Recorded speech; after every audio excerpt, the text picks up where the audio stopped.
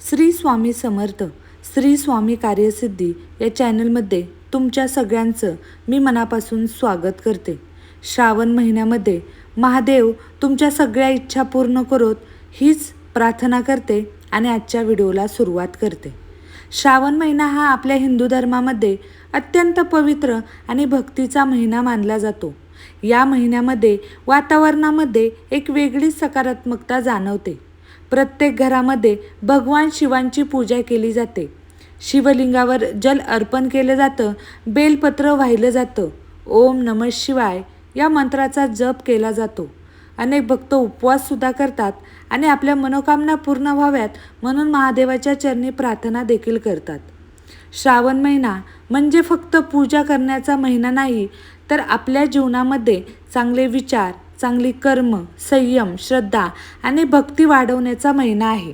आपल्या पूर्वजांनी आणि संतांनी अनेक धार्मिक परंपरा आपल्याला सांगितल्या आहेत. त्यामागे काही ठिकाणी धार्मिक श्रद्धा आहेत, तर काही गोष्टींमागे आपल्या जीवनाला शिस्त लावण्याचा सुंदर संदेश आहे. आज आपण अशाच एका महत्त्वाच्या विषयाबद्दल जाणून घेणार आहोत. श्रावण महिन्यामध्ये काही वस्तूंना विशेष महत्त्व दिलं जातं आणि काही धार्मिक परंपरानुसार त्या वस्तू कोणालाही सहजपणे देताना विचार करावा असं सांगितलं आहे. यामध्ये पहिली गोष्ट म्हणजे आपल्या घरातील देवपूजेचं साहित्य आणि धार्मिक ग्रंथ. दुसरी गोष्ट म्हणजे दूध, तेल, तूप, हळद, लवंग, वेलची आणि धान्य यासारख्या शुभ मानल्या जाणाऱ्या वस्तू. आणि तिसरी गोष्ट म्हणजे घड्याळ. या तिन्ही गोष्टींचा धार्मिक आणि प्रतिकात्मक अर्थ आपण आता समजून घेणार आहोत. सगळ्यात अगोदर आपल्या घरातील देवघर आणि देवपूजेच्या साहित्याबद्दल आपण बोलणार आहोत. प्रत्येक घरामध्ये देवघराला एक विशेष स्थान आहे.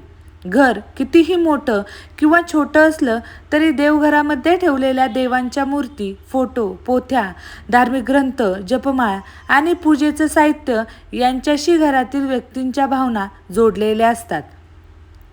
सकाळी उठल्यानंतर देवांचं दर्शन घेणं, दिवा लावणं, अगरबत्ती लावणं, देवाला नैवेद्य दाखवणं आणि काही वेळ नामस्मरण करणं ही अनेक घरांची रोजची परंपरा आहे. त्यामुळे देवघरातील वस्तू या फक्त साध्या वस्तू नसतात, तर त्या आपल्या श्रद्धेचं प्रतीक असतात. विशेष म्हणजे श्रावण महिन्यामध्ये गुरुचरित्र, शिवमहापुराण, श्रीमद भगवद्गीता, रामायण, विष्णू सहस्रनाम, स्वामी समर्थांच्या पोथ्या किंवा इतर धार्मिक ग्रंथाचं वाचन केलं जातं. एखाद्या धार्मिक ग्रंथाचं वाचन करताना मन शांत होतं, चांगले विचार मनामध्ये येतात आणि आपल्या जीवनाकडे पाहण्याचा दृष्टिकोन बदलतो. म्हणूनच काही धार्मिक परंपरांमध्ये आपल्याला आपल्या घरातील मुख्य पूजेचा ग्रंथ किंवा पूजेमध्ये रोज वापरली जाणारी वस्तू कोणालाही सहज देऊ नये असं सांगितलं आहे. याचा अर्थ असा नाही की धार्मिक ग्रंथ दुसऱ्याला देणं चुकीचं आहे. उलट एखाद्या व्यक्तीला धर्म समजून द्यायचा असेल, पोथी वाचायची असेल किंवा अध्यात्माचा अभ्यास करायचा असेल तर त्याला धार्मिक ग्रंथ भेट देणं ही अतिशय चांगली गोष्ट आहे. पण आपल्या घरातील देवपूजेच्या वस्तूंचा आदर राखावा, त्या निष्काळजीपणे इकडे तिकडे देऊ नयेत आणि धार्मिक वस्तूंची किंमत फक्त पैशामध्ये मोजू नये, हा या परंपरेचा सुंदर अर्थ आपण घेऊ शकतो. श्रावण महिन्यामध्ये विशेषतः देवघर स्वच्छ ठेवण्याचा खूप महत्त्व आहे. देवघरामध्ये धूळ, कचरा किंवा अनावश्यक वस्तू साठवून ठेवू नका. देवाच्या मूर्ती आणि फोटो स्वच्छ ठेवा. पूजा करताना मन शांत ठेवा. शक्य असेल तर सकाळी स्नान करून देवाची पूजा करा.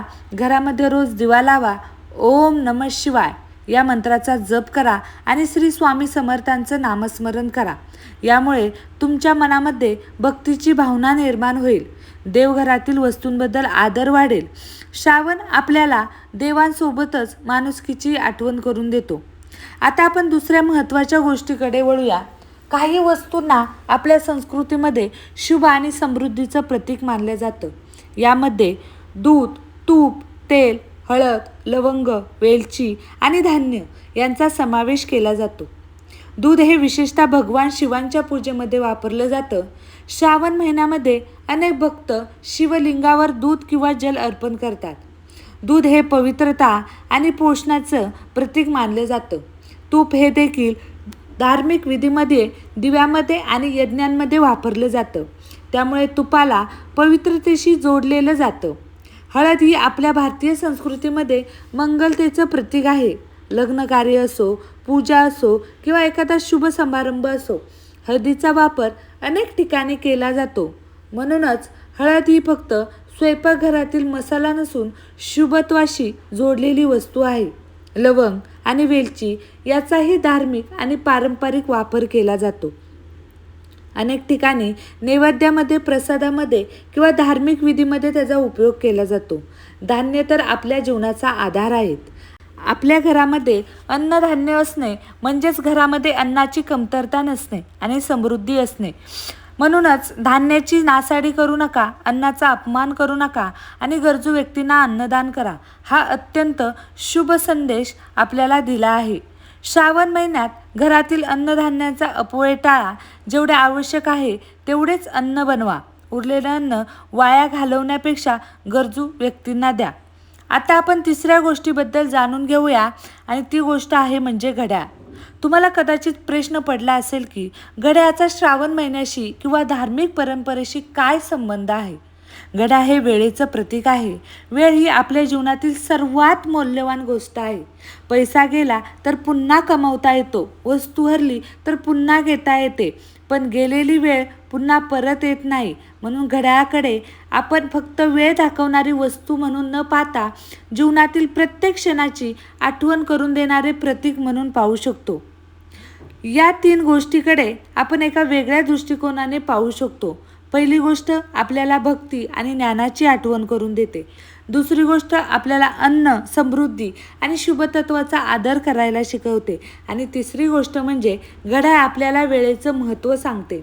म्हणजेच या 3 गोष्टींच्या माध्यमातून आपल्याला भक्ती, समृद्धी आणि वेळ या 3 महत्त्वाच्या गोष्टींची जाणीव करून देते.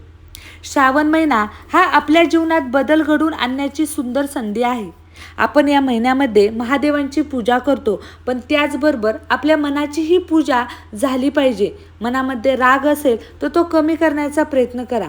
कोणाबद्दल मत्सर असेल तर तो सोडण्याचा प्रयत्न करा. एखाद्याशी भांडण झाले असेल तर शक्य असल्यास प्रेमाने बोलून ते मिटवा. घरातील वडीलधाऱ्या व्यक्तींचा आशीर्वाद घ्या. मुलांना देवांची भक्ती शिकवा, पण त्याचबरोबर गरजू व्यक्तीला मदत करण्याची शिकवणही शिकवा.